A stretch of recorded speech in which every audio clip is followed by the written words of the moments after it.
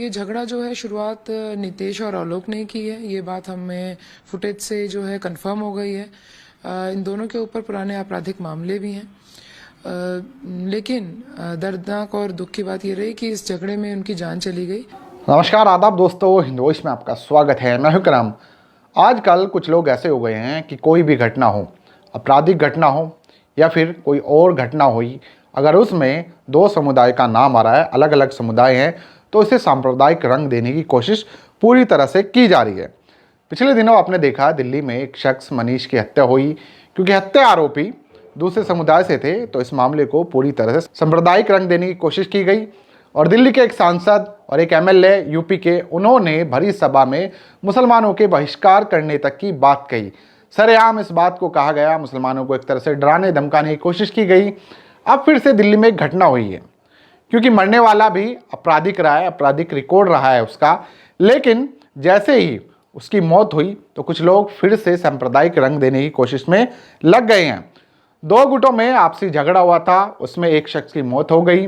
12 अक्टूबर को इनका झगड़ा होता है, आज उसकी मौत हो गई थी। और इस सब में कुछ वकील भी हैं जो उसे अब फलाने संगठन का सदस्य बता रहे हैं, फलाने संगठन का कार्यकर्ता बता रहे हैं, और इस मामले को सांप्रदायिक रंग देने की कोशिश की जा रही है। हालांकि पुलिस इस बात को नकार चुकी है कि किसी भी तरह से ये सांप्रदायिक मामला नहीं है।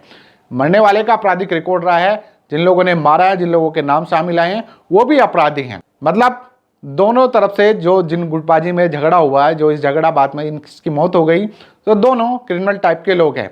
लेकिन ये लोग मानने को तैयार नहीं है। देखिए घटना क्या है, मैं आपको पूरी डिटेल के साथ बताऊंगा, लेकिन उस पर जाने से पहले मेरी एक अपील है कि वीडियो अगर फेसबुक पर देख रहे हैं तो फेसबुक पेज को फॉलो कर सकते हैं, यूट्यूब पर देख रहे हैं तो चैनल को सब्सक्राइब कर सकते हैं।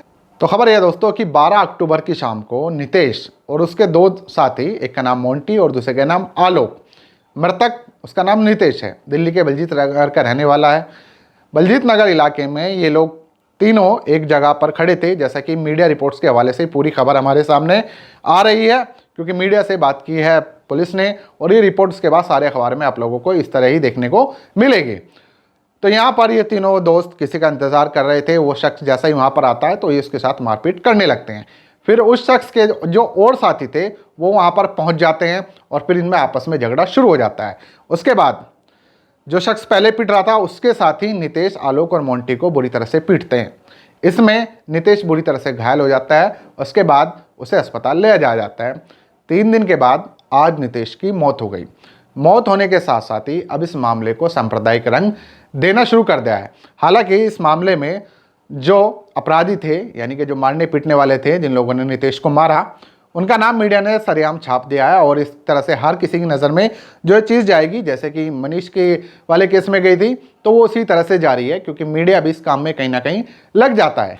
इसमें नितेश पर हमला करने वाले की जो पहचान हुई है, उनका नाम उफीज़ा, अदनान और अब्बास के रूप में हुई है। पुलिस ने फिलहाल इनके खिलाफ हत्या का मुकदमा दर्ज कर लिया और पुलिस ने साफ साफ इस बात को कहा है कि किसी भी तरह से ये मामला सांप्रदायिक नहीं है, क्योंकि नितेश खुद उसका आपराधिक रिकॉर्ड रहा है। इस वजह से उसकी रंजिश इन लोगों के साथ थी। क्योंकि अब जब कुछ लोग इस मामले को सांप्रदायिक रंग देने की कोशिश कर रहे थे, हंगामा कर रहे थे, तो वहां पर आरएएफ की टीम तैनात कर दी गई इलाके में, ताकि किसी भी तरह की ऐसी घटनाओं से बचा जा सके, उन पर काबू किया जा सके। पुलिस प्रशासन पूरी तरह से मुस्तैद है, कोई भी ऐसी घटना उन्हें नहीं देना चाहता जिससे आसपास के इलाके का माहौल खराब हो। लेकिन कुछ लोग हैं कि लगे हुए हैं, हर चीज़ को सांप्रदायिक रंग देने की कोशिश कर रहे हैं। मृतक के बारे में बता रहे हैं कि वो बजरंग दल का कार्यकर्ता था, वो आरएसएस का कार्यकर्ता था। इस वजह से इस मामले को सांप्रदायिक रंग देने की कोशिश की जा रही है, जबकि पुलिस साफ साफ इनकार कर चुकी है। इस मामले में एक सुप्रीम कोर्ट के वकील हैं प्रशांत, उन्होंने कहा है कि नितेश की हत्या इसलिए हुई है क्योंकि वो बजरंग दल का कार्यकर्ता था और हिंदू था। लेकिन वो ये नहीं देख रहे कि उसका आपराधिक रिकॉर्ड भी था, और जिस वजह से जिसका जो अपराधी होता है, बहुत सारे लोगों की दुश्मनी भी होती है। तो उस सब दुश्मनी में ऐसा हुआ, लेकिन कुछ लोग इस मामले को तूल देने की कोशिश कर रहे हैं। हो सकता है आने वाले दिनों में मनीष के नाम पर जिस तरह की सभा हुई थी, इसके नाम पर भी सभा हो और फिर से माहौल बिगाड़ने की कोशिश हो। तो खैर, ये तो आने वाले दिनों में ही देखने को मिलेगा कि ये लोग इस मामले को और किस तरफ मोड़ते हैं। आप लोग इस पर जो कुछ कहना है नीचे कमेंट कर सकते हैं, वीडियो को ज़्यादा से ज़्यादा शेयर कर सकते हैं। हम लोग जितने भी रिपोर्ट करते हैं वो सब पुलिस के बयान और बड़े मीडिया संस्थानों की रिपोर्ट के हवाले से सारी खबरें करते हैं। तो देखते रहें दोस्त, मिलते हैं फिर किसी नई खबर के साथ।